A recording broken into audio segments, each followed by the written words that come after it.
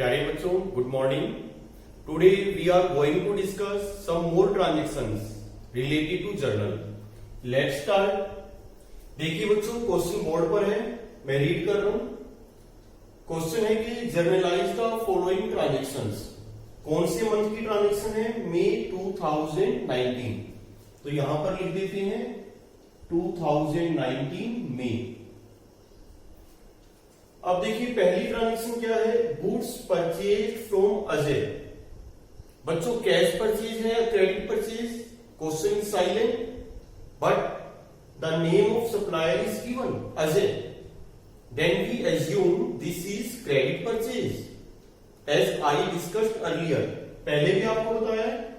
तो देखो एंट्री क्या होगी, मैंने आपको बताया था कि whenever goods are purchase, purchase account is debited because it is an expense. Purchase account debit with rupees 1,20,000 और डेट क्या है? 1 में। अब देखिए कैश अकाउंट पर तो इफेक्ट पड़ेगा नहीं, दूसरा किस अकाउंट पर इफेक्ट पड़ेगा? अजय अकाउंट। अब अजय अकाउंट की नेचर क्या है सोचिए। As per American approach Ajay कौन है? वो हमारा क्रेडिटर है, from whom we have purchase goods on credit. और अगर वो क्रेडिटर है तो इस अकाउंट की नेचर क्या होगी? अजय अकाउंट की नेचर है बच्चों लायबिलिटी। अब देखिए लायबिलिटी इंक्रीज हो रही है कि डिक्रीज? लायबिलिटी तो बढ़ रही है, और लायबिलिटी जब बढ़ती है तो हम उसको क्या करते हैं? Credit to Ajay 1,20,000। देखो बच्चों क्लियर है। परचेज अकाउंट को मैंने क्या किया है? डेबिट। डेबिट क्यों किया है? Because it is an expense. पहले भी आपको बताया था। अजय अकाउंट को मैंने क्या करा है? क्रेडिट, क्योंकि लायबिलिटी है और लायबिलिटी इंक्रीज हो रही है। नरेशन आपने खुद लिखनी है बच्चों, लिख सकते हो गुड्स परचेज फ्रॉम अजय, और ये लाइन लगानी है। ये हो गई हमारी फर्स्ट एंट्री। बच्चों ये तो पॉइंट हम पहले भी डिस्कस कर चुके थे। अब देखिए जो नया पॉइंट मैं आज डिस्कस करने जा रहा हूं, फोर्थ में को क्या लिखा है? Goods return to Ajay 5,000। हमने अजय को माल वापस कर दिया, कितने रुपए का? 5,000 का। What is this? This is purchase return. आपको बताया था मैंने पहले भी, when purchase goods are return to the supplier it is known as purchase return, it is also known as return outward. अब देखिए बच्चों कैसे इसकी हम जर्नल में एंट्री करेंगे। किस किस अकाउंट पर इफेक्ट पड़ेगा? अजय अकाउंट, क्योंकि हमने उसे माल वापिस किया है, और सेकंड क्या होगा? Purchase return account. This is purchase return. अब देखिए कैसे करेंगे। पहले हम अजय की बात करते हैं। अजय कौन था? हमारा क्रेडिटर, और क्रेडिटर का मतलब है बच्चों लायबिलिटी। क्लियर है? अमेरिकन अप्रोच की अगर बात करें तो इस अकाउंट की नेचर क्या है? लायबिलिटी। ठीक है। अब देखो जब हम अजय को माल वापस करेंगे तो इससे क्रेडिटर इंक्रीज होगा या डिक्रीज होगा? इससे क्रेडिटर तो कम हो जाएगा। पहले हमने उसके कितने देने थे? 120। अभी थोड़ी देर पहले हमने उसको क्रेडिट किया था, कितने से क्रेडिट किया था? 120। अगर 5,000 का माल हम उसको वापस कर देते हैं तो क्रेडिटर तो कम हो जाएगा, लायबिलिटी कम हो जाएगी। और रूल क्या कहता है? If liability is decrease then it is debited. तो हम इसको क्या करेंगे? Debit with rupees 5,000। क्लियर बच्चों? बिल्कुल आसान है। रूल्स अगर आपको आते हैं कहीं कोई दिक्कत नहीं है, क्वाइट इजी, क्वाइट लॉजिकल, कहीं कोई रट्टा नहीं है। अब देखिए बात करते हैं purchase return account. Again American approach में फॉलो कर रहा हूं। What is the nature of purchase return account as per American approach, as per modern approach? 5 categories आपको बताई गई है, तो देखिए किस कैटेगरी में आएगा? एसेट, लायबिलिटी, कैपिटल, एक्सपेंस और इनकम। परचेज अकाउंट की नेचर क्या थी बच्चों? एक्सपेंस। तो परचेज रिटर्न अकाउंट की नेचर भी क्या है? एक्सपेंस। यहां पर तो क्या था? एक्सपेंस इंक्रीज हो रहा था, हमने माल खरीदा है, एक्सपेंस बढ़ गया, खर्चा बढ़ गया, हमने उसको क्या करा? डेबिट। लेकिन जब हम वो माल उसको वापिस ही कर देंगे, वापिस कर देते हैं, कई बार डिफेक्टिव है, डैमेज है, तो उससे तो एक्सपेंस कम हो जाएगा। इस अकाउंट की नेचर भी एक्सपेंस है। And in case of purchase return what will happen, expense will decrease, और एक्सपेंस जब डिक्रीज होता है तो क्या करते हैं, क्रेडिट। बच्चों यही सिखाया था मैंने आपको, एक्सपेंस अगर इंक्रीज हो रहा है डेबिट, और एक्सपेंस अगर डिक्रीज हो जाता है क्रेडिट। तो जर्नल एंट्री क्या होगी, डेट क्या है 4th, अजय डेबिट विद ₹5,000।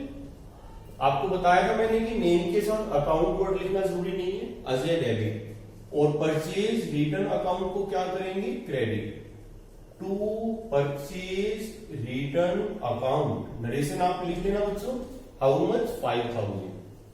देखो बच्चों लॉजिक क्लियर है। यहां पे एक्सपेंस इंक्रीज था, डेबिट कर दिया, यहां पे एक्सपेंस डिक्रीज हो रहा है, इसको क्या करेंगे, credit. Purchase account, purchase return account दोनों ही एक्सपेंस अकाउंट है। क्लियर। एक बात और है बच्चों, एक शॉर्टकट तरीका भी है कि जो एंट्री हमने परचेज की थी, परचेज रिटर्न के वक्त आपने उसका रिवर्स कर देना है। देखिए इनिशियली मैंने अजय को क्रेडिट किया था, तो यहां पर अजय को क्या करेंगे, डेबिट। उल्टा करना है, अपोजिट। परचेज अकाउंट को मैंने डेबिट किया था, तो परचेज रिटर्न अकाउंट को क्या करेंगे, क्रेडिट। मींस ऊपर वाली एंट्री का रिवर्स। तो बच्चों ये नया पॉइंट था जो मैंने आपको आज बताया। हर रोज हम जर्नल में आगे बढ़ते रहेंगे और हर रोज कोई ना कोई नया पॉइंट डिस्कस करेंगे। बस आपने साथ साथ प्रैक्टिस करनी है, क्योंकि हर अगला पॉइंट, हर अगला लेक्चर आपको तभी समझ आएगा जब पिछला टॉपिक आपका प्रिपेयर होगा। ठीक है बच्चों, आगे चलते हैं। नेक्स्ट पॉइंट है मेड टेन। क्या लिखा है, goods sold to Rajeev 40,000। Again question is silent, but name of the customer is given, Rajeev. So we are assuming that this is credit sale. What will be the journal entry? बच्चों मैंने आपको बताया था कि sales account is credited whenever goods are sold, whether cash sale or credit sale doesn't matter. Sale account को क्या करेंगे, credit, because it is revenue. कितने की सेल हुई है हमारी, 40,000, क्रेडिट। डेबिट किसे करें, कैश अकाउंट को तो नहीं करना, क्योंकि कैश सेल तो हमने करी नहीं। दूसरा किस अकाउंट पर इफेक्ट पड़ेगा, राजीव अकाउंट। यहां पर देखिए ये राजीव अकाउंट है बच्चों, ये सेल्स अकाउंट है। सेल्स अकाउंट को हमने क्रेडिट कर दिया। राजीव अकाउंट की नेचर क्या है, राजीव क्या बन गया, वो तो हमारा डेटर बन गया, और डेटर का मतलब होता है एसेट। तो राजीव अकाउंट की नेचर क्या है, asset, as per American approach. तो देखो यहाँ पे डेटर बढ़ रहे हैं कि कम हो रहे हैं, डेटर तो बढ़ रहे हैं, और अगर बढ़ रहे हैं तो क्या करेंगे, डेबिट। एंट्री क्या होगी, राजीव डेबिट।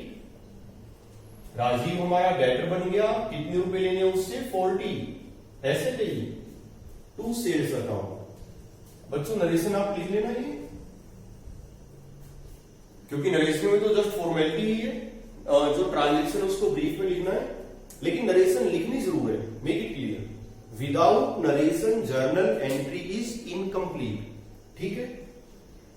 अब देखिए ये पॉइंट ऑलरेडी मैंने आपको करवाया हुआ था, आगे नया पॉइंट है मेक 12। देखो बच्चों क्या लिखा है, Rajeev return 10% of goods. Rajeev ने 10% माल वापस कर दिया, डिफेक्टिव है, डैमेज है, ड्यू टू एनी रीजन उसने माल वापस किया है। अब देखिए क्या एंट्री होगी, किस किस अकाउंट पर इफेक्ट पड़ेगा। बच्चों अगर आपने माल बेचा है, वो वापस आ गया, it is known as sale return. Whenever sold goods are returned by the customer, it is known as sale return and it is also known as return inward. किस किस अकाउंट पर इफेक्ट पड़ेगा, देखो बच्चों, सेल रिटर्न अकाउंट और दूसरा किस account पर, राजीव। पहले राजीव की बात करते हैं। जब हमने उसको उधार माल बेचा तो वो हमारा डेटर बन गया था। राजीव अकाउंट की नेचर क्या है, एसेट। हमने उसको कितने का माल दिया था, 40,000। अब 10% माल उसने वापस कर दिया 4,000 का। तो जब राजीव हमें माल वापस करेगा बच्चों, बड़ी सीधी सी बात है, इससे डेटर इंक्रीज होगा या डिक्रीज होगा? डेटर तो कम हो जाएगा। राजीव अकाउंट की नेचर क्या है? एसेट। यहां पर डेटर बढ़ रहे थे डेबिट, यहां पे तो डेटर कम हो जाएंगे, इसको क्या करेंगे? क्रेडिट। एसेट इंक्रीज होती है डेबिट, एसेट डिक्रीज होती है क्रेडिट। राजीव अकाउंट की नेचर है asset, right. Sale return account की नेचर क्या है? As per American approach, revenue. Sale account की नेचर क्या थी? रिवेन्यू। तो ये भी रिवेन्यू ही है।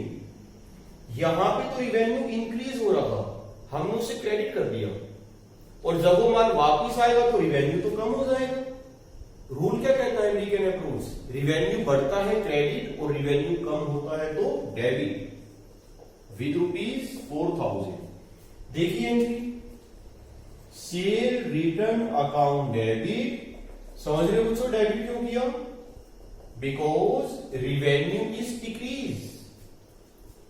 यहां पे रिवेन्यू इंक्रीज हुआ था, हमने क्रेडिट कर दिया। यहां पे रिवेन्यू डिक्रीज हो रहा है, हम क्या करेंगे? डेबिट। ये रिवेन्यू अकाउंट है। टू राजीव, डेटर भी कम हो गया अपना 4000। नरेशन आप लिख लेना बच्चों। ये देखिए यहां पे भी वही शॉर्टकट तरीका है, जो क्रेडिट सेल की आपने एंट्री की है उसका अपोजिट करना है। राजीव ऊपर डेबिट है तो यहां पे क्या कर देंगे? क्रेडिट। सेल्स अकाउंट क्रेडिट है तो cell return account will be debited. ठीक है बच्चों, तो ये था purchase return and cell return, just purchase और सेल वाली एंट्री का अपोजिट। बच्चों एक पॉइंट और डिस्कस कर रहा हूं आपके साथ। अभी तक मैंने जितनी भी जर्नल एंट्रीज आपको सिखाई है आज या इससे पहले वाले लेक्चर्स में, जितनी भी जर्नल एंट्री मैंने अभी तक की है, अगर आपने ऑब्जर्व किया हो, हर जर्नल एंट्री में मैंने एक अकाउंट डेबिट किया है और एक अकाउंट क्रेडिट किया है। Such type of journal entry is called simple journal entry. Simple journal entry is the entry in which one account is debited and one account is credited. लेकिन अब मैं बात कर रहा हूं बच्चों कंपाउंड जर्नल एंट्री। एक होती है सिंपल जर्नल एंट्री जो हम अभी तक कर रहे थे, और ये एक नया पॉइंट आपके साथ डिस्कस कर रहा हूं, कंपाउंड जर्नल एंट्री। इसके नाम से ही क्लियर है। Compound journal entry is an entry in which two or more accounts are debited or credited। देखो बच्चों फिर रिपीट कर रहा हूं, आप नोट डाउन कर सकते हो। Compound journal entry is an entry in which two or more accounts are debited और क्रेडिटेड। अगर किसी जर्नल एंट्री में एक से ज्यादा अकाउंट डेबिट है या क्रेडिट है, या दो से ज्यादा अकाउंट डेबिट है या क्रेडिट है, तो उस एंट्री को क्या कहेंगे? Compound journal entry. देखिए कैसे करेंगे। May 15 लिखा है salary paid, how much? 20,000। Again May 15 लिखा है रेंट पेड, हाउ मच? 5,000। देखिए बच्चों दोनों ट्रांजेक्शन सेम नेचर की है, दोनों ही एक्सपेंस है। आप सैलरी पे कर रहे हो, रेंट पे कर रहे हो, दोनों में पेमेंट कर रहे हैं, दोनों एक्सपेंस है, और दोनों ट्रांजेक्शन की डेट भी सेम है। देखिए अगर ट्रांजेक्शन की नेचर भी सेम है, डेट भी सेम है, तो दोनों की अलग अलग एंट्री पास करने की बजाय instead of passing separate journal entries we can pass compound journal entry. अलग अलग एंट्री करना चाहे आप अलग भी कर सकते हैं, और अगर इकट्ठी एंट्री करना चाहे तो इकट्ठी भी हम कर सकते हैं। देखिए कैसे करेंगे। 15 में बच्चों देखिए किस किस अकाउंट पर इफेक्ट पड़ेगा। मैं कंपाउंड एंट्री कर रहा हूं क्योंकि दोनों ट्रांजेक्शंस की नेचर भी सेम और डेट भी सेम है। अगर डेट अलग अलग होती, यहां 15 में है, यहां 16 में है, फिर तो ऑब्वियसली हमें एंट्री अलग करनी पड़ेगी। आज की ट्रांजेक्शन आज रिकॉर्ड होएगी, कल वाली ट्रांजेक्शन कल रिकॉर्ड होएगी। तो देखो सैलरी अकाउंट पर इफेक्ट पड़ेगा। यस, सैलरी अकाउंट को क्या करेंगे